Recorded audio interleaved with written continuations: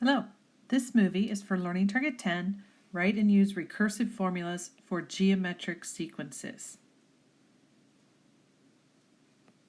A geometric sequence has a ratio, common ratio to it.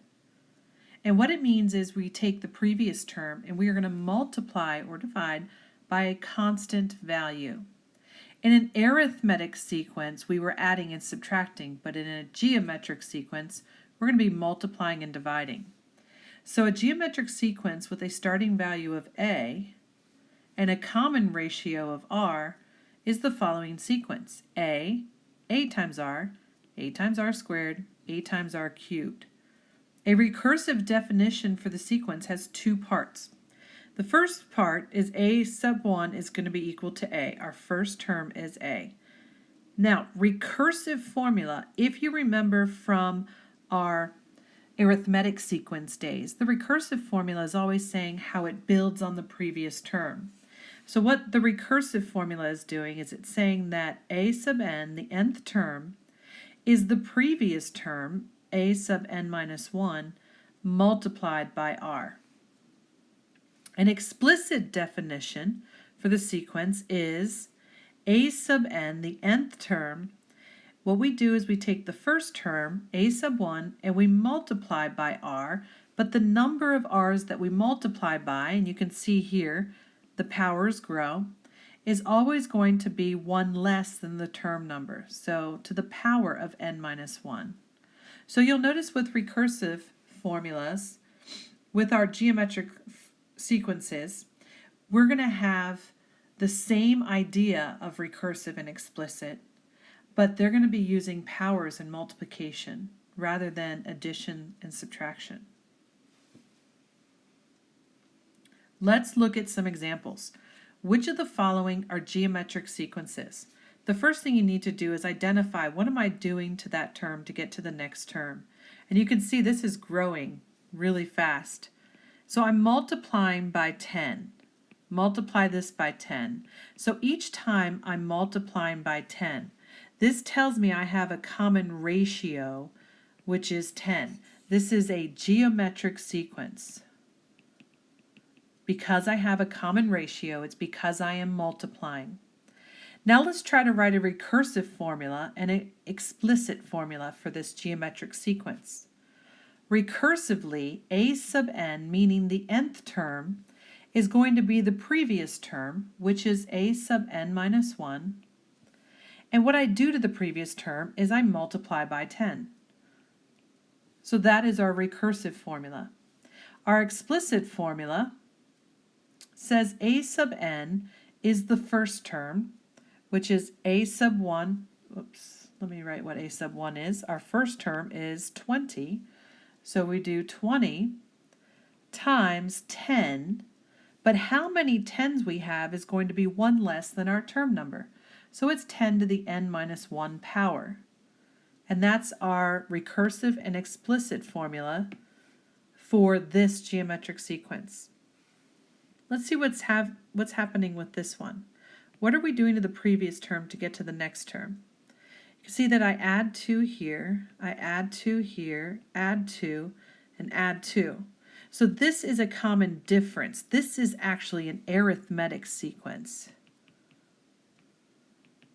because I'm adding or subtracting. Arithmetic, I'm adding 2. So our recursive formula, let's remind ourselves what recursive formula is for the arithmetic. It's a sub n is the previous term, which is a sub n minus 1. And what I do to the previous one is I just add 2. Our explicit formula for an arithmetic sequence is the nth term, a sub n, is our first term, which is 2, a sub 1, and then I'm adding 2. But the number of 2's that I add will be n minus 1. And that we did, I think it was unit 4 or 5. We did that a long time ago, arithmetic sequences. Let's look at this last one. What are we doing to the previous term to get to the next term? You see that we're multiplying by -1, and the fact that we're multiplying by a constant, -1, tells me that it's a geometric sequence. And the geometric sequence has a common ratio of -1.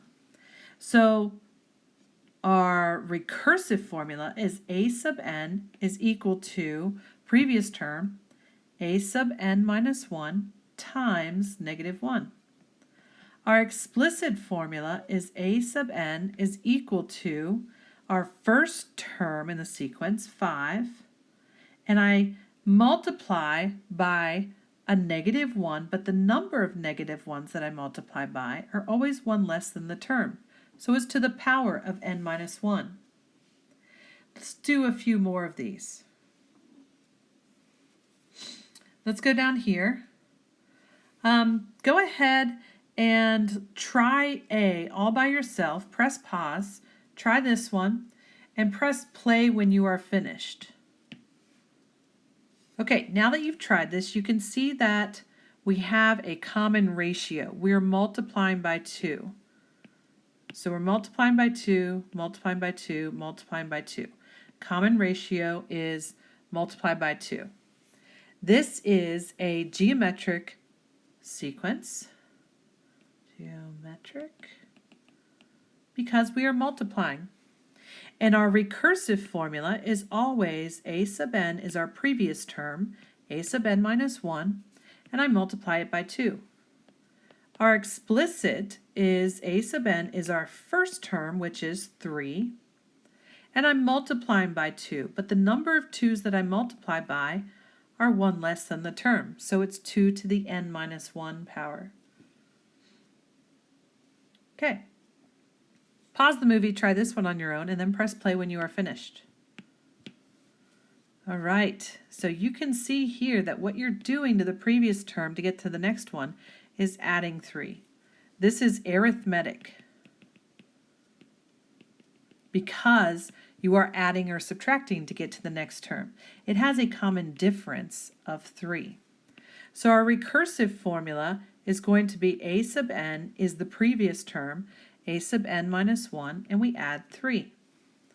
Our explicit formula takes into account the first term in the sequence, which is 3, and what I do to that 3 is I'm adding 3, but the number of 3's that I add are one less than the term, so it's 3 to the times n minus 1. And that's how you get your recursive and explicit formulas. Let's look at this one. This one looks a little more confusing, but what we're essentially doing, you can see in the denominator, I go from 3 to 9 to 27 to 81. I'm multiplying by 3 there. So this is a geometric with a common ratio of 1/3 because I'm multiplying by 1/3 each time. So my recursive formula is a sub n is equal to the previous term, a sub n minus 1 times 1/3. Our explicit formula is a sub n equals 1/3, that's my first term in the sequence, times 1/3, which is my common ratio, but to the power of n minus 1. And that's how you get the two sequences. This is just a refresher of the two recursive and explicit formulas. Any geometric sequence can be written with both an explicit and recursive. The recursive formula is useful for finding the next term in a sequence if given the previous, and the explicit is much more useful to find the nth term. Let's see. Let's go ahead and try this one. Find the recursive and explicit formulas for this. Press pause, try this on your own, and then press play when you are finished. Okay, so let's see what we are doing to the previous one to get to the next one as we are multiplying by 3. So this is definitely geometric.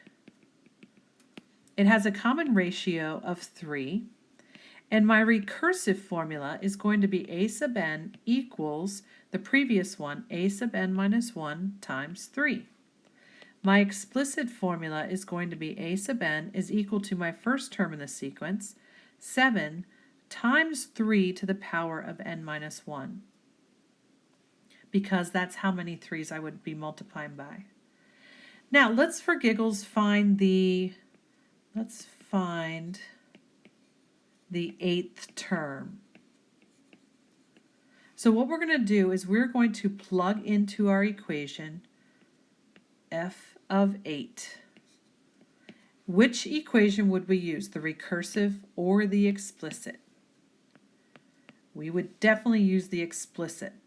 So we're going to find f of 8. So what that tells me to do is do 7 times 3 to the 8 minus 1. 7 times 3 to the 7th. And we plug that in and we get 15,309. So that tells me that the 8th term, this is the 1st, 2nd, 3rd, 4th, 5th, 6th, 7th, 8th. The 8th term is going to be 15,309. That's amazing. That is all that we're going to do for this movie. You can try the others as retake contract work or as practice, but that's all we're going to do for now. Thank you for watching.